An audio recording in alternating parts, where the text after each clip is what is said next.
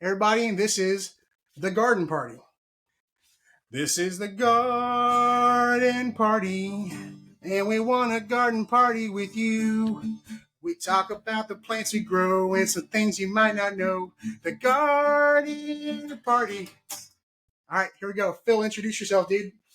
What up, everybody? It's Phil from Phil's Figs, your favorite fig nursery and plant nursery, selling not just figs, but all kinds of plants, and not only a parent and plant parent. Yeah, what Phil said. I didn't hear. I'm sorry. I have to turn my. All right, we got our first time guest, Mr. Jeremy with Dirty Punk Gardening. Introduce yourself, Jeremy. Name's Jeremy. I'm in Zone 6B, Ohio, Oh, and I am Dirty Punk Gardening on the internet. Nice. Did you freeze? I think everybody else is good. I think. Oh, cool. Is there a lag? Not anymore. Is there a lag? Okay, Is good. there? Okay. All right. Possibly. We'll figure it out. We'll figure it out as we go. Jeremy, I got to ask you, how did you come up with your name, Dirty Punk Gardening? Where did that come from? I'm just an old punk rocker. Getting dirty in the garden. I figured it worked. Absolutely. How long have you been doing like gardening content? You got a pretty big following. Content? Less, I don't know. I'd say seriously for about 2 years. Okay. I started just kind of making TikTok videos and stuff. I would throw some gardening stuff in there. It wasn't like I didn't have a niche. I was just doing whatever. And then some of them started to hit. And I was like, I should probably kind of dedicate this to that. Things really started kind of taking. I've been telling Phil he needs to get on the TikTok. You know, even though the Chinese government's going to steal all your information and everything, you need to get on TikTok. It'll give you a big boost. I'm telling you. It's not what it used to be. No, especially right now. When I started on it 2 years ago, it was very easy to like build a following on there and get a lot of views and all that stuff. And then it really started to fall off. It can still happen. You can still something can really hit. Like I had a video a few months ago that's got like 24 million views on there now. So things can hit. Dang. But nice. Most of the videos are just kind of in the 5,000 range. But it can have. It's not. You can't build the following like you used to as easily as you can. I think it's easier on Instagram now, which is weird. They kind of swap places. Yeah. Well, I think once TikTok got so monetized with all the TikTok shops and all that stuff that it really went downhill, which is crazy because I've got my biggest following on TikTok. I've got 185,000 on TikTok. And I barely post on there. I don't do lives anymore because nobody sees my videos. I'll post a video. I've been posting every other day for all year long. And I'll get comments like, "Hey, I haven't seen your videos in months. What's going on?" I'm like, "I don't know. I'm posting them. I don't know. I'm posting them." But yeah, no, I agree. I mostly focus my time on Instagram and Facebook. Facebook has been huge. I highly recommend getting on Facebook. So you're in 6B. What are you starting right now? I'm not starting anything yet. I'll start some stuff here probably in about 2 weeks. And it won't be everything. I'll do most of my stuff. I'll get started at the beginning of March, but I'll get started on some things that take a while. I'm going to grow some petunias. Those take forever. So I'll get those started. Yeah. And I do 2 rounds of peppers and tomatoes. So I'll start because I sell my plants. So I'll start my first round of peppers and tomatoes, and those will be the ones that I sell as individual plants.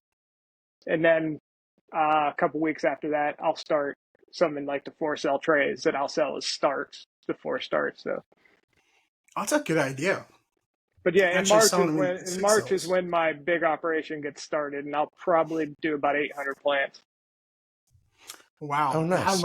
I love your grow light setup too. It's really nice. Yeah, I've been working on that for a couple of years. So this year, I really kind of after last year, I got overwhelmed, and I was like, man, I need some more light space down here. So, but yeah, I got a lot of room down there. Is it in your basement or where's it at? Yes, it's in my basement, but not at my house. Right now, I'm not at my house. I'm at my shop. I have a screen printing shop. So, okay. Oh, awesome. And I got a big basement here, so I just set it all up down in there. Oh, so do you do your own merch and stuff like that? Yes. Do you do your own shirts? Yeah. That's awesome, dude. Oh. Yeah. That is so awesome, man. No, I've wanted to do shirts, and I found that like hats are a little. When you're starting out, shirts are sometimes. I went to Spring Tea, and like they charge so much for the shirts. It's so hard, and so I was like, well, let's do hats. And I think this year I'm going to do hats. This starting out, and then maybe next year we'll move into shirts. It's just it's hard with inventory. I don't have the time for shipping and inventory. It just seems like such a pain. Yeah, and it's easier for me because I'm kind of set up here for shipping and all that stuff, so it's easy for me to kind of maintain that. And it's hard to do merch if you gotta if you, especially if you're dealing with like a middleman. A lot of people have an on-demand company, so you'll order from them and then they'll send you your small cut of the, but then they have to Yeah, sell a T-shirt for $30 to right, make Right. anything on it. So Right. me, I can sell a $15 T-shirt and I do fine because I make it right, myself. exactly. Because yeah, you can like wait and like, do a run like on the weekend, and Uh-huh. just do like a couple. Yeah, that's awesome. Hey, everybody who's watching on Facebook Live, feel free to drop down comments or questions down below. We've got Pat Horton who says he loves dirty punk gardening in Ohio, and it's awesome. Someone was saying that they like seeing us talking gardening content creators talking to each other about stuff. Um, How we and learn. that, that's what I really like. That's what I really like Yeah. about this, getting to talk to other gardening content creators, especially guys like you and Phil, Um, but tonight, what I had the idea to do, last week we did like a snake draft of like our top 10 plants we're going to grow in 2024 in the spring. Well, this week I was like, it'd be a cool idea for people who are getting ready to start gardening, maybe for the first time this year, see what people like us are using in the garden, like on a daily basis. So I figure we do like a top 5 of like our everyday carries, something like that. So I figured we'd start it off with Phil and kind of go back and forth. And Our Phil, you want to tactical show off? gear. Yeah, our I brought. gardening tactical gear. I don't know if I want to bust out the gates with my favorites, but I Yeah. want to. Something that I was like last minute. I was going and grabbing my tools, and I was like, I didn't even think that much. I grabbed like this is what I use every day, Mm-hmm. and not only do I use a Sharpie, but I use a Sharpie Pro. I don't know if you Yeah. guys can see that, but this thing has when I'm managing inventory, talk about managing inventory, and you start to smudge or like your labels start to fade. The Pro one holds true. It's a fatter tip, but it will not fade as much in the rain, in the sun, in the heat, all year round. It holds up to the elements. So I just want to shout out to Sharpie. That's what I need. Do you use a Sharpie, or what kind of pen do you use, Jeremy? Actually, this year I'm going to try thermal printer. Oh, Oh, nice. nice. Well, it makes sense with as many plants as you're selling to do something Yeah. like that. Yeah, and then with the thermal I'm printer, I'll saving just up print for out the that. stickers and put the stickers on the pot. So I think that should work out well for me. Absolutely. Well, and my buddy has a nursery, and he said it's an expensive, like, initial investment, but then once you got it, I mean, you got labels for life. I mean, the refills are super cheap. Yeah. So that makes. I don't use a Sharpie. it's called like a Pro. I forget what the brand, Statler, and it's a waterproof, like garden proof marker. But I have used the Sharpie Pros, and they do make some that are double ended. One's got a fat tip and one's got a fine point. Yeah. So you may look for that one. So it might be helpful with your shipping and your labeling and stuff like that. So that's awesome, though. Mr. Jeremy, go ahead with your next one. What your first one? Okay. So this is something I started using last year, and I didn't know how I was going to feel about it, but I ended up loving it. Soil blocker. You're one of those guys, huh? I wasn't going to buy one. Somebody offered to send me one and try it out. I was like, send it to me, I'll give it a shot. Because I was hesitant because I have all my trays and all this stuff that I use. I'm like, I don't want to start something new when I've already got all this stuff. Started using it. I'm never going back. Really? It's Dang. especially when you're doing a ton of plants. You can just fill your flat with so many blocks, and it takes up so little space compared to just having all your individual things. I mean, it's just so nice. Yeah. Definitely recommend it. And it's hard if you got all this stuff already and you don't want to like get rid of all your, reusable trays and everything like that. But I'm good on it. It was just so much easier for me. I'm sticking with it. At least for most things. Some things I'll do in pots and stuff, but most things I'm doing soil blocks now. Yeah. No, I know a lot of people swear by them. A lot of people swear by them. I've never used one. I always I've thought, I never was like, used one either. how's this going to stay together? Like, is it just getting the right mix? See, I don't mix my own seed starting mix. I've always just used like Miracle Grow seed starting mix because it's always worked perfectly for me, and it makes perfect soil blocks. So I'm just sticking with that. Yeah, I think some people do have trouble when they mix their own, trying to get a consistency that'll stick together. But once you get that consistency, you got a good soil that'll stick. You can just pick them up, handle them. They're fine. They won't fall apart, especially when they get a few roots going through them. They just stay solid. Wow. I do like the fact that you can make different sizes, so you don't have to actually transplant anything. So you can make like a little one and you can stick it inside the bigger one and kind of pot it up. And so the roots get air pruned and everything, so you don't get them root bound by the time you're trying to, get them potted out or whatever you're doing with them. Oh, that makes sense. That makes sense. I like that idea. I when I start doing a more larger scale, I would maybe like to try that. If I had like an outdoor potting area too, would be nice because I do most of my seed starting in the garage, just because that's where I have the most space, and I feel like I would get a little dirty everywhere. So I end up using these. Since we're talking about seed starting, I use these seed starting trays. They're called Charles Dowding seed starting trays, and they're really heavy duty. They're not made in China, which is like my number one thing that I love about them. I can walk on top of these. That's great. They come with the bottom watering tray, which is really nice, and they make a bunch of different sizes. And like they make like a 15 cell, which is like huge plugs, and they all work with the same bottom watering tray, which is what I like. And I have links for all this stuff. I will say most of the stuff I'm showing you, I have links in my bio, like for discount codes. But even if I didn't work with these companies, I would still be using this stuff. Like I like products that are not disposable, stuff like that. Hey, I had a question, Dustin. Do you have that as a propagation tray too, right? Yes. I've got those deeper ones. Yes. Yeah, they make 28 cell, 15 cell, 40 cell, and they're like so these are like that tall, and then the propagation trays are like 6 to 8 inches tall. So you can leave How the have you found that propagation. been for your figs? Been great. I got a bunch of them. I'll probably have to be up potting a bunch of figs that I did in those trays. I propagated them around Thanksgiving. I'll probably have to up pot them here in about 2 weeks or so. They've done really well. Sounds about right. That's awesome. So, man. Yeah, but definitely. So, well, Jeremy, we'll snake it back to you. We'll go right back to the middle.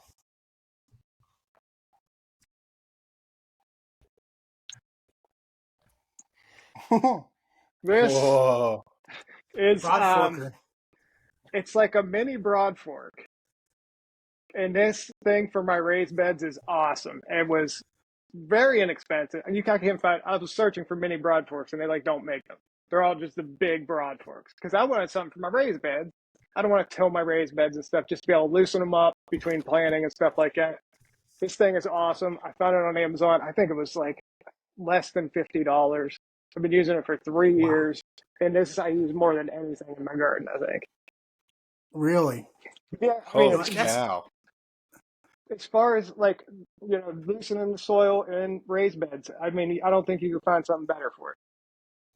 And I don't even know what anybody else is really using to do that. I'm getting a small tiller in there, but I don't want to till my soil up. I've always been torn because do you do everything in raised beds? Yes. You do everything in raised beds? Yeah. So that's me. I'm in a subdivision. I got crappy soil, utility lines going through my backyard, so I can't put hardly anything in the ground. I have actually never broad forked or really aerated my soil that well, and maybe that's something I need to look into doing. I've always kind of just because I water so much. Typically, my raised beds, I'm having to top them off so much every single year that it's almost like I'm doing like the lasagna method. But maybe I should be aerating my soil with like a broad fork. Have you seen like better success with certain crops like after you aerate? Yes, especially root vegetables. If I planted carrots in my raised beds without loosening them up first, they wouldn't be near. Like I'd grow huge carrots. Everybody's like, "How do you grow carrots like this every time?" And I'm like, "It's all about the soil. You gotta have loose soil if you want them, the long straight carrots. But yeah, ever Right. since I started doing that, my carrots have been great. So any kind of root vegetables for sure. Um, don't know how big of a difference it makes for like peppers and tomatoes and stuff. I would assume it would help because when I do broad fork it, that's when I like to add a bunch of compost and kind of get that all worked into the soil. And that once everything's Yeah. loose. So yeah, I'm sure it probably helps. I may have to look into it. I may have to look I into may that have to because too. yeah, I don't do I don't do a lot of root vegetables here in the Gulf Coast of Texas just because, and maybe this is why they just haven't done that well for me. But maybe that's something I need to do to kind of speed up or help out, loosen up that soil and get, because I've never had luck with carrots. I do okay with radishes, but they're pretty shallow. Um, but carrots I've never had luck with whatsoever. So I'll definitely look into that broad fork. This is my first year doing carrots, so I'll let you know how it goes without doing any sort of broad forking. Where are you at? Yeah, I'm in Wilmington, North Carolina, so I'm right near North the beach. Carolina. Okay. so y'all are kind of close to each other. Not really, but kind of like. Where in Ohio are you? I'm actually really close to Pittsburgh. I'm about 45 minutes away from Pittsburgh. I'm like right Okay, in cool. West Virginia, Pittsburgh, or Pennsylvania. Yeah, I'm familiar. Looked at colleges in Ohio for a little bit, and then my wife's from Pittsburgh. I lived in Pittsburgh. It's a Nice. Yingling country. Yingling country up there. It's a Yinzer. Yinzer town. Yinzer right there. Not a Del. Not a Del. I know some of the terms. Not a Delco guy. He's a Yinzer. The Delco guys have that weird accent that I don't understand. Delco's Delaware County. That's Philly. Yeah, I've heard mixed reviews about Delco. Oh man, go Cowboys! Mr. Phil, go ahead and show us your number 2. All right, I'm excited. It's like 2, 3, and 4, I guess, because it's been awesome. My brother got it for me, and I'd seen it before, and I'm very much like I garden a lot with my hands. Like I just get in the dirt with my fingernails. I rarely use tools that would match that. This one matches it, and it's kind of like my little like companion now, and it's my Hori Hori knife. I don't know if you guys can see it. Yeah, that's beautiful. It's beautiful. It's like very balanced. Aragorn would be impressed. And it was made by Skyhaven Harvest. I don't know if you guys can see that. That's really nice. It's handmade. And here's what's cool. Are you guys familiar with Hori Hori knives? It's a Japanese gardening tool. Yeah. I actually have a handmade one too. My older brother's a blacksmith, and he made me one. Oh, that's awesome. Oh man. Because like the weight of the steel is like awesome. And like I was digging out, like if anyone saw my post, I'm making like a hedge around my other shrubs and my azaleas, and I'm making essentially like a berry grove. And digging out the rocks there with this was so easy because you can dig, saw the roots of anything extra, saw the grass, and then scoop it all out all at once. And I was hitting rocks and stuff because it's steel. I was so worried I was going to damage it, and the thing just plowed right through, and unfazed. So I was very impressed with this knife. It kind of just sticks with me at all times now. The comment section is going wild, dude. The comment section is hilarious. Oh my god. Said, wow, this guy with the white shirt is intense with gardening. I bet he gets when he sees turnips. Why turnips? Oh my god! I don't turnips. I don't even like turnips that much. I mean, they're all right. There's so many other root vegetables. I'm more of a beet guy. I would say I'm more of a beet or a radish guy. Honestly, I love me some carrots. Let's see. Starting new this year with raised beds. What do you use for successful soil mixes? Cardboard, sticks, leaves, and compost. Basically, like if I'll let Jeremy, since you're the guest, I'll let you answer this question. Go, like maybe start fresh and say like how you start like a new bed. Like what do you start with your process? So first thing to do is I'll put down a layer of cardboard. Don't use weed guard or any of that stuff. That stuff's, if you ever got to remove it, it's an absolute nightmare. And then when I first fill my new beds, what I do is a 50-50 mix of topsoil and leaf compost. and that'll have delivered. And they'll deliver it to me mixed, so I'll do that. And then throughout the, I make my own compost too. So throughout the year, I'll keep amending, and then that's basically the start of my beds, and I'll just continuously amend them with my homemade compost throughout the year, and that's basically it. And then eventually, every 2 years, maybe I'll have some soil brought in, so another 50-50 mix of topsoil and leaf compost to top things off once they settle for a couple of years. Yeah, I would say when you're filling up a bed for the first time. So I've actually heard a lot of controversy with the cardboard method. I use cardboard at the bottom. I don't care anytime I add another layer, I put cardboard down. I don't care what anybody says. I have not had issues. I've even put shredded paper in my garden bed and had no issues. It actually attracts a lot of worms and stuff like that. But I've heard a lot of issues. People like giving me flack for using cardboard because of the ink and stuff. But it's so, people say like arsenic, and like I've got like a scientist in the chat, Phil. Yeah. You know, like well, arsenic exists in the soil in a lot of things that we eat. And in a lot of things that we eat. If you were to that's why there is a threshold on almonds, because almonds naturally have arsenic in them. We rinse our rice because rice naturally has arsenic in them.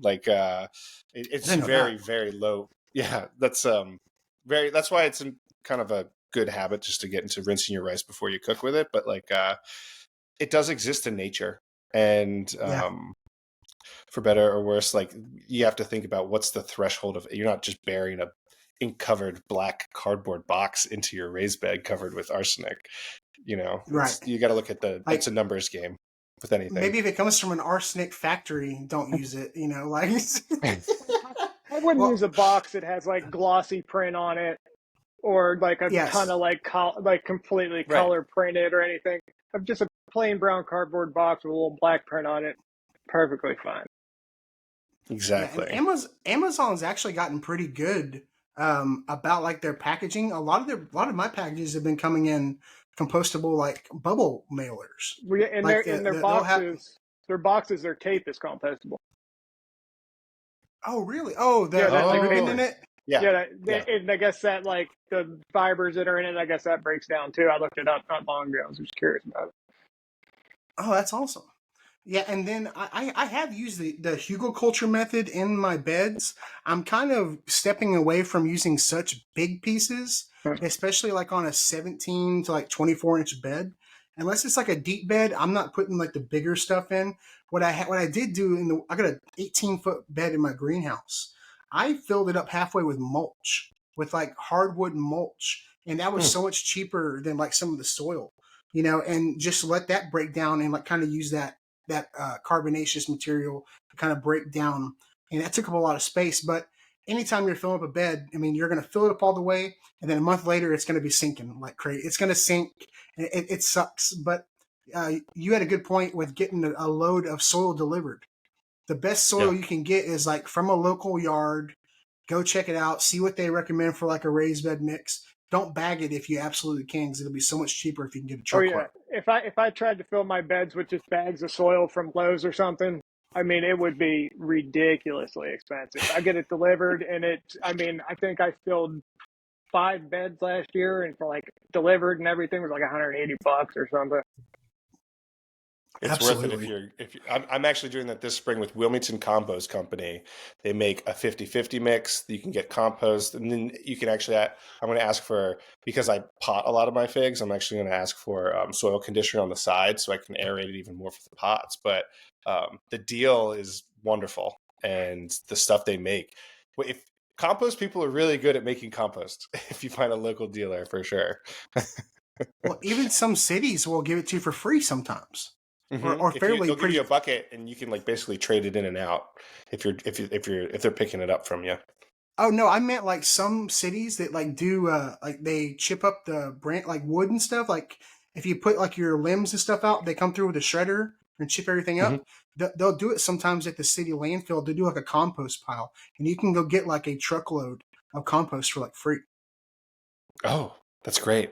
Yeah, there are definitely some cities do have community compost programs.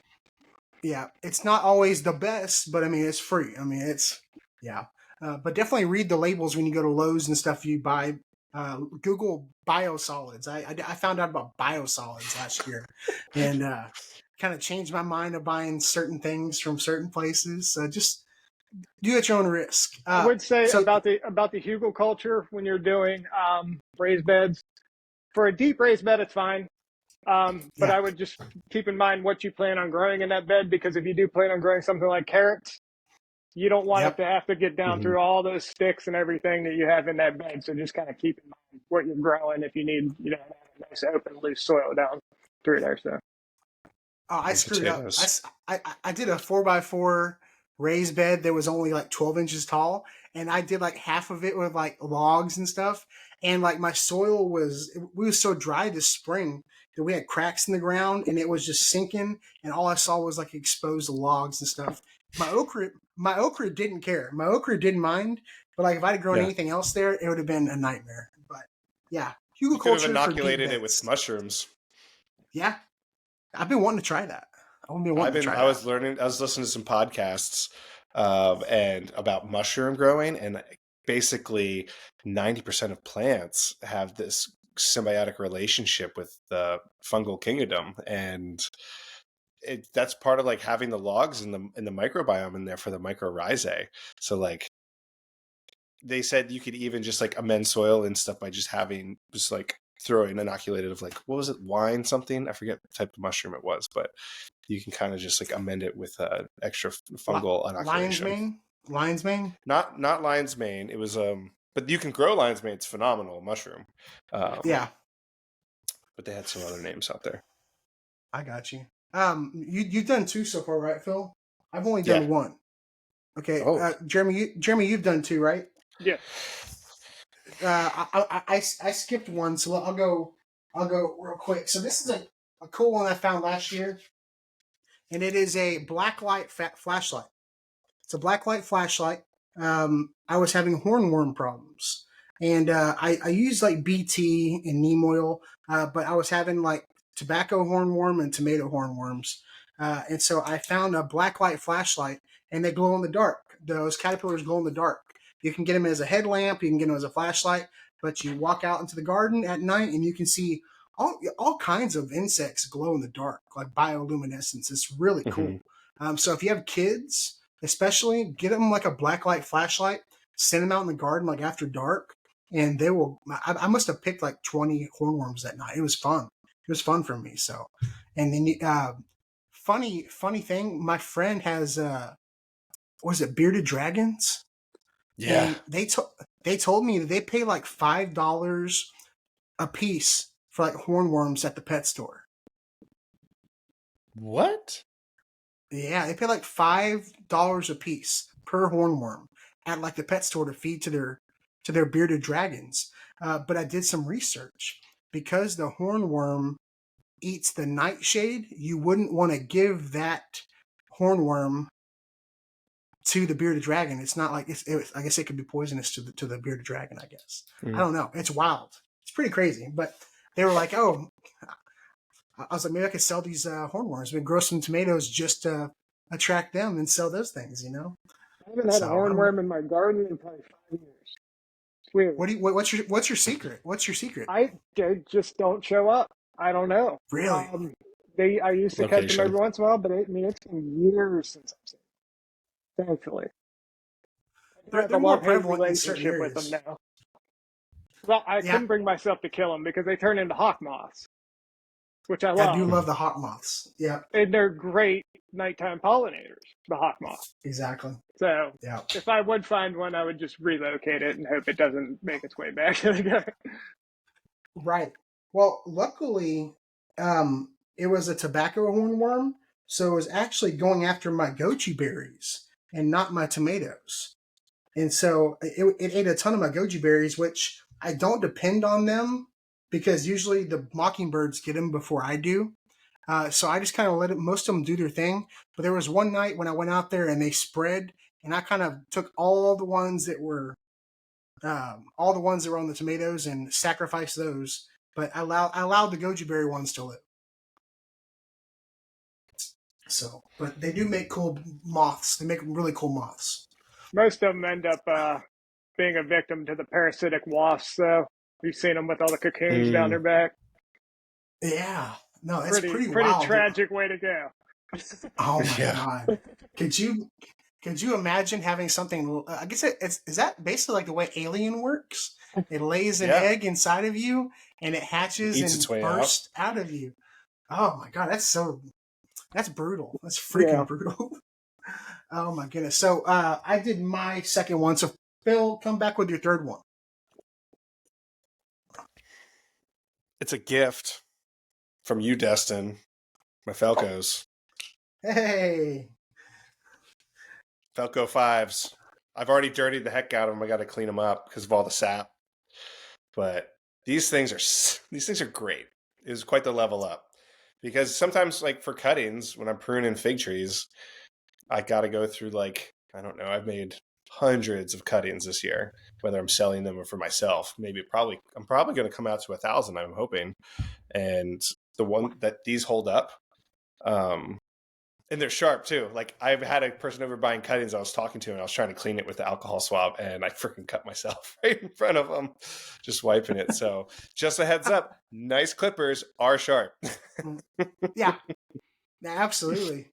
No, I love my Falcos. I've got quite a few pairs actually. I'm kind of like when I buy like camera equipment, I buy like all the accessories and all that stuff. And when I get into like this Falco printers, like I bought a pair and then I found a pair I really wanted. So I got my wife a pair and I got to keep this pair, and then like, oh, they make pocket knives. I like the pocket knives too. That'll be on my list, but I definitely, I can't recommend like a quality product like Felco. It's not like one of the made in China. Like right. I appreciate quality made products, especially like for people who are watching my videos and stuff. I can recommend like a high quality product to them, and those like last for generations. You can pass it down to your son, Fig Junior. You can pass that down to him. My figlet. Little figlets. I mean, it's really important to me because if I'm doing this, like, if some people own 1 or 2 fig trees, they might be making 15, 20 cuttings. And it matters when you make a cutting that you don't fray the cambium layer on top, and the bark itself can fray if you don't cut all the way through, and it can damage the tree down the road. But if I'm doing 3, 4, 5, 6, 700 cuttings that I need to like power through them all, it makes the difference. So thank you. I've got a fig question for you in the chat, Phil. So this is from Paula King. Fig question. I bought a fig from a Japanese lady in Willis, Texas. She moved to California. I don't know how to ID the fig. Any hope for IDing it from a photo? What do you say to that, absolutely. Phil? You can do it? I need to see the leaf pattern and then the fig itself, if it's fruited for you. And then we can do a process of elimination in comparison, actually, to some other varieties. That's what I tell people most of the time. I said, I can narrow it down. I was like, but once you lose that label, we'll never know for sure. We'll never know for sure. Surprise fig. Yeah. And usually those are like brand new variety. That's the best ones too, though. Those are usually the best ones. They are. I mean, here's the thing. I have ones that the provenance of figs is so great because people from Europe brought them over when they came through Ellis Island. Every fig tree that is an heirloom has a great story. Outside of California, where you can get new varieties of figs, and these fig trees don't have formal names. They're like, I have a Brooklyn Park JD. Who knows what it is? It's in the Mount Etna family. I know that from the leaf pattern, but it's its own fig and it tastes great. But it's Brooklyn Park JD. That's awesome. That's freaking cool. Jeremy, what's your number 3, dude? So it's not necessarily a tool that I can bring and show, but in my garden, I don't use any like store-bought fertilizers or anything. I'm like strictly compost. Mm-hmm. So one of the most useful things, most important things in my garden is I have a little compost tumbler that's got 2 sides to it. So you can have 2 batches going at once. And it's super useful to me because I always got one going in each side. So all summer or all growing season, I've always got a fresh batch of compost going. So I can top all my beds off all year round.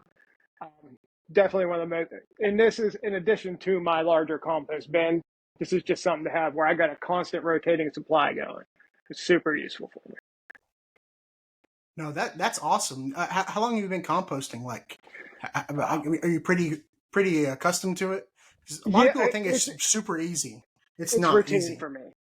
For me, it's like you'll probably go through your first year of it, and you'll think it's like, this is super complicated. I'm never going to figure this out. You're going to always going to have, your first couple batches are not going to be right. Once you get that, it's just basically figuring out your ratios, your carbon nitrogen ratios. Once you get that down, then you just got to feel for how much you need to put in of each, and it's just the same routine ever, and you just don't even think about it. You just throwing your scraps in there, you're turning it when you need to turn it.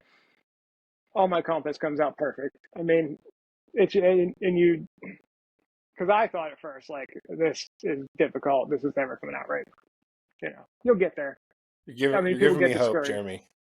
It really is. It's not. Everybody thinks it's like this super scientific process, and it is, but it's not as complicated as it sounds.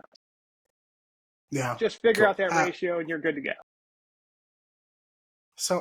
So I've got a rotating one, but I've also got like several built in my bed and bed composters. How do you feel about those? I've never used them. Do you have like the worms or no, or just the ones that compost in the bed and they kind of leaches out? And so honestly, I did add worms, and then I end up moving that bed. So I don't know if they're still around, the red wigglers or whatever. Yeah. But I mix it about once or twice a week every time I add something in there, and I'm constantly seeing worms coming in, like just from every time literally I can stick my hand in any bed and go down a foot and I will find a worm. Like I have no shortage of worms. I know the red wigglers are the better ones, but I mean they'll all kind of do the job essentially, right? But yeah, a lot of people always ask me like, why aren't you doing the worms on it? It's like, I ain't got time. They're expensive. And just it's another thing to tend to. I'm very busy in the garden, and and unless I feel like there's like really is a need for it, I'm not going to add, something else to, deal with out there. But I'm sure they're great. Like a lot of people love them, and the in bed composters. I've never tried them. Again, just something, I don't know if they're good or bad. I just never really felt a need for them. Yeah. I've got the rotating one, and it's fallen apart on me a couple times. Do you have the one that's on the ground and it rolls, or is it the Miracle Grow double-sided one? Yeah, the Miracle Grow with the two separate chambers, compartments on them. Yeah. And and that one, somebody just actually gave that to me. Oh wow. They were like putting it together, and they didn't feel like finishing the process of putting it together. They're like, "Do you want this?" I was like, "Yeah." And I started using it. I really like it. Actually, it's been very sturdy. It's held up very well. So that's awesome. Well, so you're pretty much all organic. So you might want to answer this question then. This is from James Pawlak, Pawlak. What are your thoughts on companion planting? Do you do any companion planting in your garden? Yeah. A lot of the stuff, I guess you probably wouldn't necessarily consider companion planting, because my garden, I got stuff everywhere. Yeah, you're like me. So yeah. I do, like in my tomato beds, I'll have my marigolds and my basil, and I'll have marigolds in pretty much every bed. So yeah, and I have certain things, like I'll do certain herbs and stuff. But everything's so close and, together, everything's basically a companion plant in my garden. Yeah. You know what I mean? So yeah, I got this like whole ecosystem, and honestly, I think the more diversity as far as like plants that you have, especially flowers and everything like that, the less pest pressure you're gonna. Because you're giving them so much more to work with, and they're probably going to be more attracted to this than they are to your tomatoes, and so I felt like the more plants I have out there, the more diversity I have in the garden, the less I have to deal with the bugs, the less damage they do. I've heard that where you have like a heterogeneous mix versus like if you just have all one homogeneous setup of lettuce, if you have it all mixed in there with different like brassicas and what have you, and tomatoes and that it really helps. I've found with companion planting, obviously you mentioned the tomatoes and basil, but I found green onions like scallions. The pests can just get bad here in the southeast, like bad, and mixing in the onions and stuff works as a deterrent, and some herbs work as a deterrent as well. Yeah, I guess I don't know if it would be considered companion. I guess it would be considered companion planting. I did borage 2 years ago, and I'm doing it again this year. What is that? And borage is like I thought it was a flower, but it's more of an herb. Okay. But you plant it with your tomatoes. It makes beautiful purple flowers. But typically, the pests go for it first before it goes to the tomatoes. It'll eat that up before it goes to the tomatoes. It's what I found, and it's really good for pollinators. Like that's kind of been my thing this year. I get so many complaints, and I don't know if y'all get the same reaction, but like I get so many complaints about planting natives. Like the native plant people will come after you in the chat. Like here in Texas, especially, dude. Really? And I'm not that popular yet, but oh, you'll get there. You'll get there, dude. It happens, man.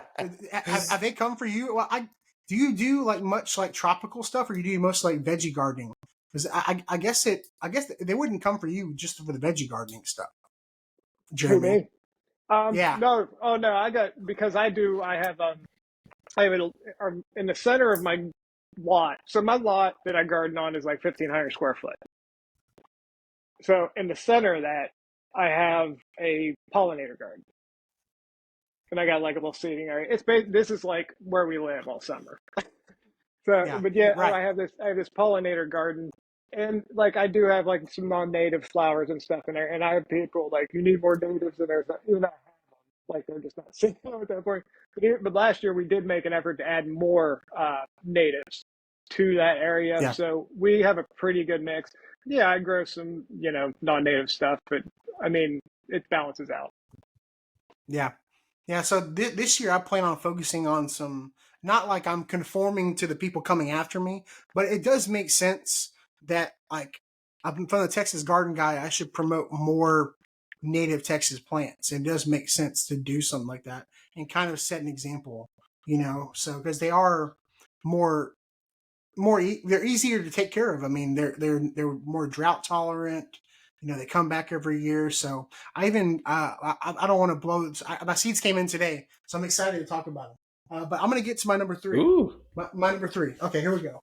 So my number 3, and this is going to be a stupid one, but I'm going to show y'all my long-handled hand trowel. So this may seem dumb, but like it's got a 16-inch handle, and it's got a nice wooden handle. I like wooden handled tools. I don't like tools with plastic handles. I keep this oiled. I sand it down and clean it. It's got a stainless steel head on it. I leave it outside in the rain, and it is fine. And once a year, I sand it down and put a new coating on it with boiled linseed oil, and it does amazing. But this is my favorite tool to use because it makes digging in my raised bed so much easier. It's so nice, and I have a whole set of like long handled hand tools, and I really love them. And these are made. I think they're made in the UK by a company called Spear and Jackson, and they're really nice. I love this shovel. It's like my favorite things to use. So, and then since we're going back that way, we'll do my number 4. My number 4 is number 4. Petra sprayers. So I will do liquid feedings about once a week with some organic fertilizer and whatever insecticide or whatever I'm using that week. And this is a 1 gallon that I use in my garage right now to water my plants, my seed starts and stuff. But I've got a 13-gallon rolling battery operated sprayer like this that holds 13 gallons. Because I got in the middle of summer, I'm gonna have like 200, 300 plants in the backyard. And so I will go through some fertilizer. So not having to pump my sprayer is so freaking nice. And then even if like you were just using like something like this to like water your seed starts in the greenhouse without having to drag the hose around is super nice. And it just uses like a little rechargeable battery. So that is my number 2. Anything all Petra sprayers, battery powered sprayers in general. So I have the 4-gallon Petra sprayer with the wheels, because I water my garden exclusively with rainwater. Really? I've never found a good way to irrigate the garden with rainwater. We literally just always watered with watering cans. Walked around, watered everything with watering cans. I got that sprayer from Petra. Game changer. Wow. That is amazing. Dude, that is crazy. Goals. How big is your tank? Not very. I have. I just rigged up. I got 3 barrels, so I think I hold about 80 gallons. So if it doesn't rain, you're not watering. So generally, there will be rare occasions where I do have to use tap water. Very rarely, though. Very rarely. And when I water very. Yeah. So I can go a good bit of time usually between waterings. So, yeah, I mean, when I say exclusively with rainwater, 80-90% of that. Right. No, I mean, and that's like liquid fertilizer on its own. Oh yeah, and that's one of the other reasons that I can get away with not using store-bought fertilizers and just using compost and rainwater as my fertilizer. Yeah. Scientist Phil, I know there's an explanation for this, right? That the rain can capture certain like micronutrients that we can't capture on our own. How does that work? I know you know for sure. I know that it can capture atmospheric nitrogen from rainstorms in the summer. So that's why you see, like, after an afternoon thunderstorm, you're like, did my grass grow like 2 inches? And it may have grown because during those thunder and lightning storms, it actually, atmospheric nitrogen can get solute into the rainwater. Right. It's actually the most bioavailable form of nitrogen for your plants. So that's like, if you really do pay attention after a big storm, you will notice a couple of days later, your garden is greener and fuller and healthier looking. Yeah. But yeah, that's nature's gift. You get potassium, magnesium. I mean, everything you need for your garden, you can get in your rainwater. Nice. You got people saying they're buying merch tonight. Nice. They're buying. Someone said that they're buying a hoodie tonight. Nice. This is my shameless pitch. I got some Phil's Fig T-shirts left. Internet. You better send me one, dude. I got you. Yeah, you better. Jeremy's send me getting one too. Yeah. Guess what, Jeremy? You're gonna get. You have figs. You're gonna get some figs tonight too. Oh, dude, I've never had a fig in my life. Oh, dude, and you're in 6B. I got to introduce you to some hardy fig varieties, man. They're just not a thing around here. Oh, they will be. Aren't, unless you got to find the neighborhood Italian grandpa, the no, and he will. If anyone knows Italian, it's no. Those are, but in Pittsburgh, I found it in the Italian, strip district. You go and you find a few houses with some fig trees, and you're like, how is there a fig tree in Pittsburgh? But they're dedicating their lives to keep that thing going. Same with okra. Okra is not a thing here either. Do you grow it? No. Really? Nobody in this area has ever eaten okra. Ever. See, to be fair, like when. Oh, go ahead, Phil. Go ahead. I lived in the Northeast for a while, and like the pest numbers and the plant growing habits are different from when I lived up in the Northeast, and I would include Ohio in that realm, versus now that I live down here on the coastal Southeast. As far as how to grow things, it's a little different, and okra has been a newer thing for me in the past 5 years. Yeah, it's definitely one of the most heat tolerant.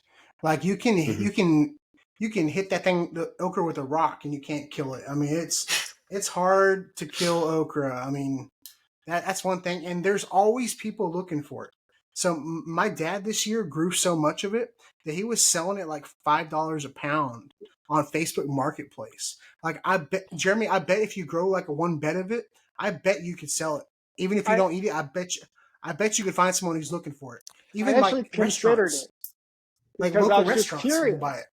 Because I see so many gardeners online that all grow, like, but they're all southern. All the southern gardeners grow okra. They all love okra. So I was like, I might give it a shot this year. Every time I was like, what if I don't like it? Well, it's one of my favorite things to fry in a pan with some salt and pepper, and that's it. Yeah. It's like one of the best things. Because I know people like pickle it and stuff too, and there's all kinds of stuff you can do with it. My favorite way to eat it, because I'm a weirdo, I typically don't like stuff cooked out of the garden. Like, I'd rather have it just fresh right out there in the garden. And so if I'm like bored or I'm out in the garden, I want a little snack, I'll go get like the little pinky size okras and just take them off and bite it off right there and just snack on them raw. And they're little slimy snacks. They're good, just like that. But they're tender, once they start, they're really tender. You know, you think of like those baby corns, you know, like you get in salads. Like that's what it's like. That's what it's like. So give it a try this year, Jeremy. Just give it a try. Yeah, maybe I will. Yeah, you can buy a thing of seeds of whatever okra you want, and you'll never run out of seeds. You can harvest. They're the easiest thing to harvest seeds from. Go ahead with your number 2, Jeremy. So, obviously, I was talking about the how I collect rainwater. I think a rain barrel, especially for if you're a beginner gardener and you're looking at things that you need, that you feel like you should add in the future, I think everybody should try to have some kind of rainwater collection system. I know some places it's just not worth it. I don't know, Texas, would it even be worth you having a rain barrel? Would you get enough rain? Oh, dude, put the effort into it, or we got 6 inches in 3 days this week. But then in spring we went like 3 months. We went like it's been the craziest weather in Texas. Last week it was 18 degrees. This week it's 72 degrees, and we had like 6 inches of rain in like 2 or 3 days. It's been crazy. But yeah, I'm always preaching the benefits of rainwater, and I think if you start collecting rainwater and you use as much as you can as far as watering with rainwater, I think you're going to see a big difference in your garden. Yeah, and you can go as big or small as you want with the rain barrels. You know, you can get the 50-gallon barrels. You can do the IBC totes.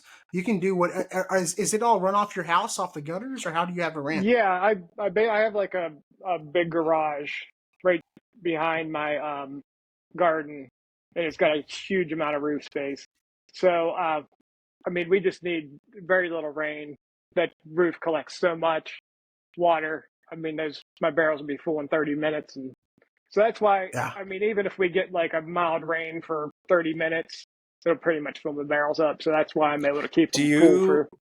Do you have gravitational flow on them, or can you siphon somewhere?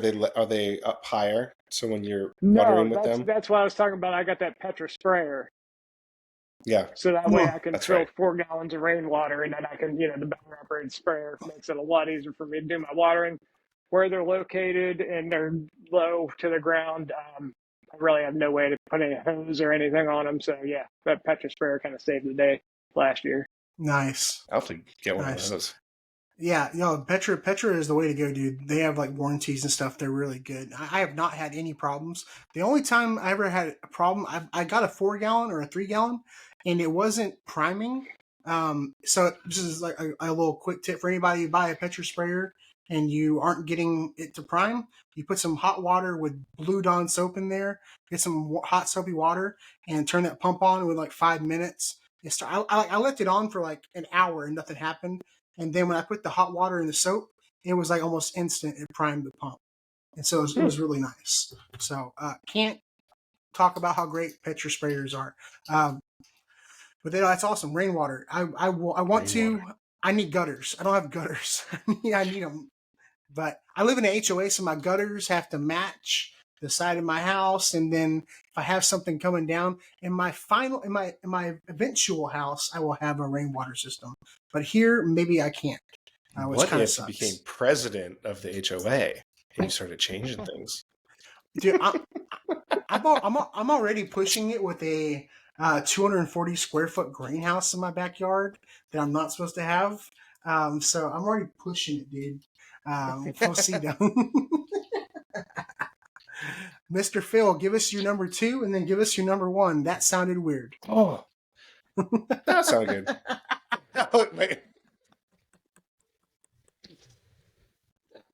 Oh my God. Number 2, my heat mats. Propagating. Oh. I depend on them when my greenhouse is outside. I get some differential. You guys had seen my posts where I Frankensteined a lot of really cool passive heating ways to maximize energy conservation, keeping it warm in there. But my heating mats play a pivotal role in me propagating throughout the winter and the seed starting as well. And I got mine through Amazon. And the ones I've used the best, it's this one right here in the AC Infinity Sun Core. This heat mat has been like years plural strong, and I trust it to run it at a consistent rate constantly. Because sometimes with like electronic equipment, you want it to just work forever and not have issues, and I've found that with this one. Do you have like they make the 10 by 20 ones, and then they make the huge ones that'll fit like 3 or 4 trays on them. Jeremy, you have I have the 48-inch ones. Yeah, mine are almost 4 foot by 18 inches, I think. Yeah. Yep. That one. And it's a must-have. In my basement during the winter, it stays consistently like 50 to 55 degrees. So trying to get anything in Germany down there without heat mats would be almost impossible. And if it did, it would just take forever. I can get everything to Germany within like 2 or 3 days down there. So gotta have them for seed starting here. Yeah, I think people don't realize, how much of a difference, because the heat mats, they don't have a set, like some of them do come with thermostats where you can adjust the temperature, but most of them are supposed to just raise the temperature of the tray like 10 to 15 degrees, right? They're just going to they're just going to make it warmer. You won't be able to cook anything on them. They're just like a heat blanket, if you will.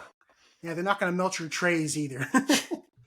I think with my temperature gun, I think I got them. They kind of sit in the 80s is the soil temperature on mine. In a 50-degree basement, soil's in the 80s, so it's pretty much perfect. It stays at that temperature. That's great. Yeah, I think you want at least like 75. Like that's usually the germination temperature with tomatoes. Mm-hmm. And the mat's going to be warmer than that. It's when it's the heat that the plant, the cups themselves, and the plants that are absorbing that there's going to be a difference there. Yeah. One thing that I will probably warn people about, like, do any of y'all use the Jiffy Pods, the Jiffy Peat Pods? Do any of y'all use those? I don't know. I know what you're talking about. Yeah, I would probably, if you're gonna, I try to use stuff that's using cocoa coir instead of peat. And I know those Jiffy Pods are like almost completely 100% peat, I think. If you can find stuff with like a cocoa coir alternative, cocoa coir is more renewable than peat, and I've had really good success with the cocoa coir rather than the peat. And plus, those Jiffy Pods, if you're using a heat mat, especially, it seems like because the Jiffy Pod little setup, you take the pucks, you put them in the water, and then you're raising that water so much. I've had like such mildew and fungal issues with those that I don't recommend those to anybody anymore. The Jiffy Pods. So I don't know if y'all have had experiences with them or not. No, I've never really used them. Yeah. I don't recommend them. But Mr. Phil, give us your number one, dude. My number one saved me this winter. It's my greenhouse heater. Your greenhouse heater, We had that obscene cold front came through and affected here. Wilmington, North Carolina, yes, we have palm trees, and it got down to like 17 degrees, and my greenhouse stayed at 58.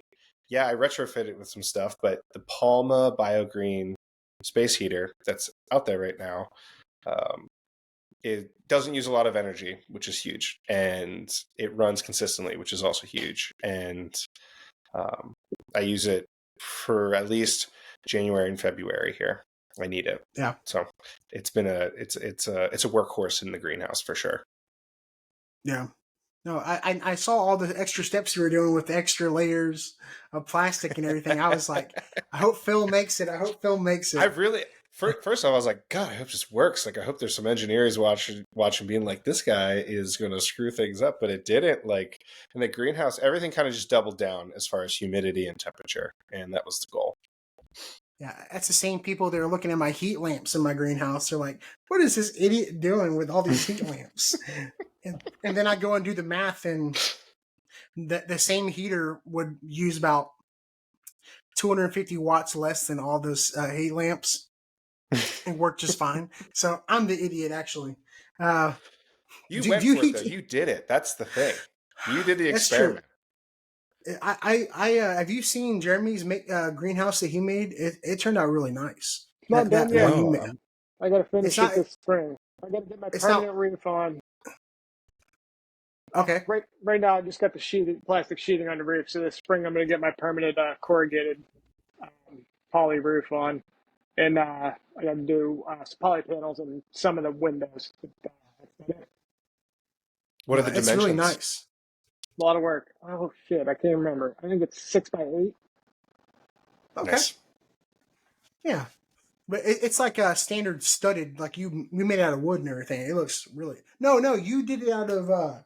It was actually the steel frame from one of them ones that just had the plastic covers on it. I just built inside of that frame. That's right. And then some old reclaimed windows I had, and then basically all the siding and everything is all pallet wood. So most of it's reclaimed. Yeah. Really cool. Go ahead, Jimmy. Yeah, all I really bought for it was some studs for some of the framing on the inside. Everything else is just reclaimed material. No, that's awesome. I was looking at getting some of that corrugated plastic to do like my end walls, and I was blown away at how expensive that clear plastic corrugated that the material was. It is unreal how much they charge that stuff. You talking about the poly panels? It's like a cardboard type plastic built like or are you talking about the wavy cover? Yeah, well, either one. Both of them are pretty pricey, depending on what you're looking at. How much you're looking. If you're talking about the flat poly panels, like the greenhouse panels, there are different brands of that you can get. There are some like really high-end brands that are super expensive. I was looking at about $100 for a 4x8 sheet. Yeah. And then I found other less expensive brands are about $30 a sheet. That's not bad at all. Yeah, if you look around, sometimes maybe even if you go to like Lowe's or something, see if they can order something else in, because I think what they generally stock is the real expensive stuff. Well, and I was probably looking the wrong time of year too. I think a lot of people don't understand if you're looking to buy a greenhouse or build a greenhouse, the winter time is not the time to do it. Like I told people when I got my Shelter Logic one, I think it was right around $1,000. But if you go look right before a freeze, I mean, they may not be available. And then if it's wholesale going to a retail market, they can charge whatever. Same thing with the frost cloth this year. Whenever we got our freeze, I mean, people could charge whatever they wanted for frost cloth. I mean, if you buy it in the spring or summer, you're going to be better off as far as like what you're paying for.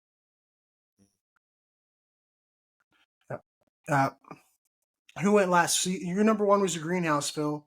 Jeremy, what's your number one? So mine were in no particular order, but my last one would be a greenhouse. To have a greenhouse of some sort. Even if it's just one of the cheap ones with the plastic covers on them, especially if you're somewhere like in my zone where you're starting your stuff indoors, you need to acclimate them and harden them off outside. Really got to have some kind of greenhouse for that. Makes it a lot easier. Yeah. No, absolutely. And so is that your only greenhouse? Like, so so whenever you finish it up, will that be where you start all your seeds probably? No. See, when I start all my seeds in the basement, and then as when it starts warming up, then I'll start moving a lot of the plants out to the greenhouse and hardening them off. So, and then I'll just keep kind of moving things around. So yeah, if I didn't have that greenhouse, I wouldn't be able to start nearly as many plants because I would have, 800 full-grown tomato plants in my basement, trying to, keep them under lights and, find somewhere to put them all. it's such a fun game of musical chairs, moving stuff in and out of greenhouse. It's I've got so mine is a metal frame, and I take the plastic off in the spring so that like whenever we have like hurricanes and stuff, it doesn't get ripped off. And then in the heat of the summer, I put a shade cloth over the top of it so I can grow my tomatoes and stuff like in the middle of summer without them getting burnt. And so the frame alone is so nice. So if like you had like a wooden frame one and you can open the windows and stuff, it probably doesn't get nearly as hot where you're at. I mean, yeah. But so like when we get into spring where you still got the threat of like some nights that are going to freeze, I could close my windows up, and then when we get up in the morning, just open the windows up so they're getting the wind to help harden them off and everything. So they're basically like they're outside when the windows are open. And then, if we got to worry about the cold, we can just close the windows up, close the greenhouse up. They're good to go out there. Right. Oh, yeah. No, I highly recommend if you're going to moving stuff in the garage sucks. So if you have a greenhouse, greenhouses are fun too. Like I'd say like some of like the best pictures and videos I've shot inside of a greenhouse because it's got that soft light. And so it makes for really good video quality and pictures and stuff. So I love my greenhouse. I'm a big fan of. And your spouse, partner, roommates will thank you for also having a greenhouse so it doesn't inevitably end up in the garage. Exactly. Now I know your garage is full of figs right now. It was, and then I just moved it all back out, and it worked out nicely. Because we were 70 today, and we're going to be 70 tomorrow. So I almost don't want them to break bud. That would creep me out. But I have the greenhouse that can hold some of that stuff. Yeah, I'm kind of worried that some of like my apple trees and stuff might start thinking it's spring because it's so warm right now. I'm kind of a little nervous right now. We'll see what happens. A big problem with that in March here because normally our last freeze is April 1st, and a lot my in-ground trees woke up. I had to do all this like MacGyvering, and I apologize if anyone can hear my kids screaming in the background. It might be we can. time, it's okay though. Okay, I'm so sorry. Nobody asked you to have 6 kids, Phil. Jeez. Oh, man, don't double that number. I see a fur baby behind Jeremy, though. Who's that? There you go. Me. That's a farm dog. Oh, Papa Dog. She is a garden dog too, man. That's all she wants to do is hang out in the garden. See, have a garden buddy. Dude, I was gonna. So this is my number one. My number one favorite garden thing. Get a garden dog. Dude, that's what I was about to say, dude. I was like, well, my number one is like anything Felco that I have. I got my Felco tubes. I keep them sharp. I keep my sheath. I got my Hawksbill knife by Felco. It's perfect for like when I'm doing propagations and stuff. I love this pocket knife. Great. It's super nice. But you're right, Jeremy. My number one is my buddy Duke, my German Shepherd. Like, dude, I love like me and my buddy Duke will go outside and be outside for like 8 hours straight, and he just hangs out with me in the greenhouse. He actually walked through. This is a funny story. We were putting the end walls up on the greenhouse before we put the top on. You put the end walls on first, and then you ratchet strap the top on top, and it tightens down over the ends. Well, we did the sides. We put the top on. We let Duke in the greenhouse, and the little bastard goes and he just walks to the end and goes like this. He hears my neighbor. He's an 85-pound German Shepherd. He's a big dude, and he walked up the plastic, heard my neighbor, and he was like this, and just pushes the plastic off where I had it nailed. And I was like, man, I was like, well, he's not allowed in the greenhouse anymore. But like, so they're so good for, they're so good for like getting birds. Like anytime there's a bird in the garden, he runs them off. You know, he's on bird patrol. Go ahead. We used to have a cat problem. Cats in all my raised beds. Ever since we got her, we have not had a single cat issue. I don't know. It's probably because she's just out there all the time, and the cats are just like, I'm not risking it to see if she's out there now. But yeah, she's a working dog, so she feels like that's her job, is to kind of hold it down in the garden. So she's always out there, got an eye on everything all the time. I think that's that's really a lot cool. of it's a lot of what dogs like. People say that dogs are hyperactive and dogs are, crazy jumping up. I think a lot of them are just bored and wanting a job. So like getting them outside, like anytime I'm outside, he's outside with me. And so like we're getting to spend time and he's like on guard, on duty. I've got my AirPods in, but he still lets me know when someone's walking up to the gate. Like I've scared a lot of people with that German Shepherd. he's big. um, I want to talk about the cats in the raised beds real quick. Hey guys, we're going to be ending shortly, so if anybody has any last minute gardening questions on Facebook, drop them down below and we'll get to them. I was going to say with the cat problem, I had a bad cat problem, and with my raised beds, and I was telling people that if you have any kind of raised bed garden or any open beds, make sure you cover those up, or you have something, because especially if like you're in a subdivision or like in a city, neighborhood cats love to come use your garden beds as a litter box. Put pots, put something up there to keep those guys off. Because I have had issues where like I'm digging in a bed and I find a big old lump of cat poop, and I'm like, son of a bee. And I suppose cat poop is not great for the garden. It's not No, very good. no, it's No. actually Nope. it can be dangerous. Yes. It can carry a lot of Yes. You disease, got some pretty and toxic bacteria in there, right? yeah. Yes. Like Uh, amoebas and stuff. so yeah, but I mean, ever since we've had her, haven't had a single issue. And now we're Yep. actually starting to see rabbits around again because the Oh, cats aren't really? killing all the rabbits that are living in the garden and stuff. Like we went years, I didn't see a rabbit ever, and now I'm starting to see them again. I actually found one decapitated behind my house one day. Probably an owl. No, that's cats. No, Some stray cats. it That's was what they cats. do. Really? They do that. Yeah. Wow, that's wild. No, they're straight up menaces. I Oh mean, my just ruthless goodness. killers. Have y'all? Like, I know everything is like feral in like Australia. Have y'all seen like they have like Australian hunting magazines, and dudes are like holding up like cats. Like they like it's Because they're there's invasive. yeah, And everything is rabbits are invasive in invasive. Like, Australia. if it's not a Everything's marsupial, it's invasive. Yeah. yeah. They have cattle that get wild over there. They call them bush bucks or something like that. And like they'll literally have like a hunting magazine, like in the U.S. They have a guy like standing next to like a deer.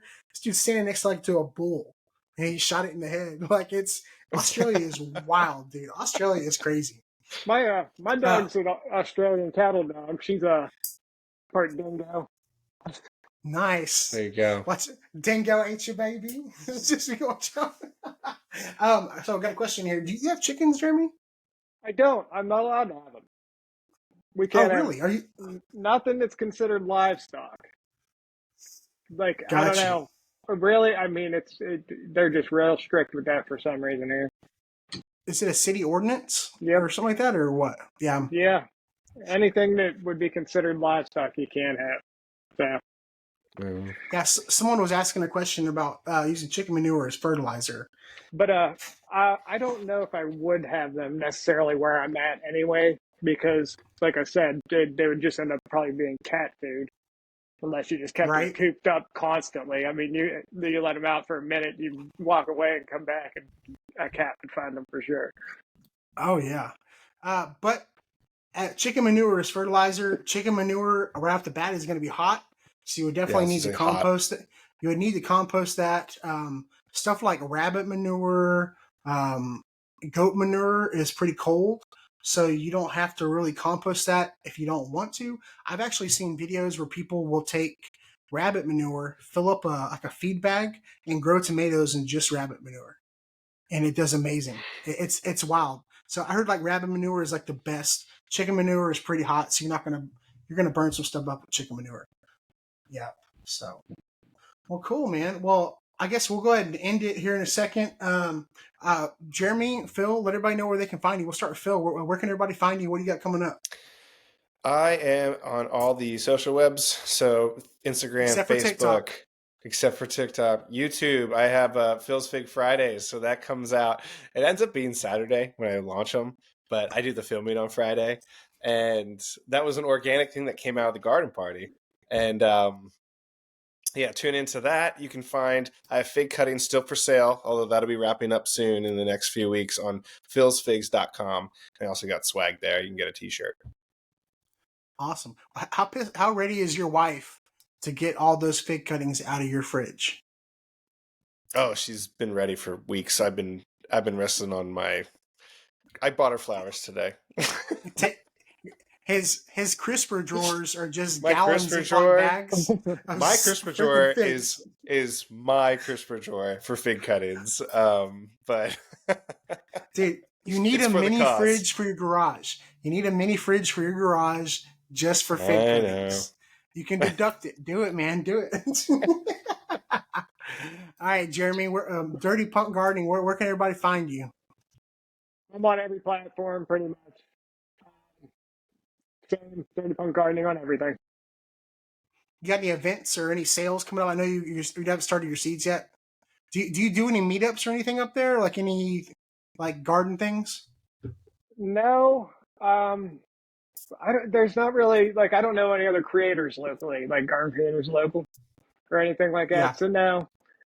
We do our plant sales and all that stuff, and we have a lot of that stuff going on in the spring.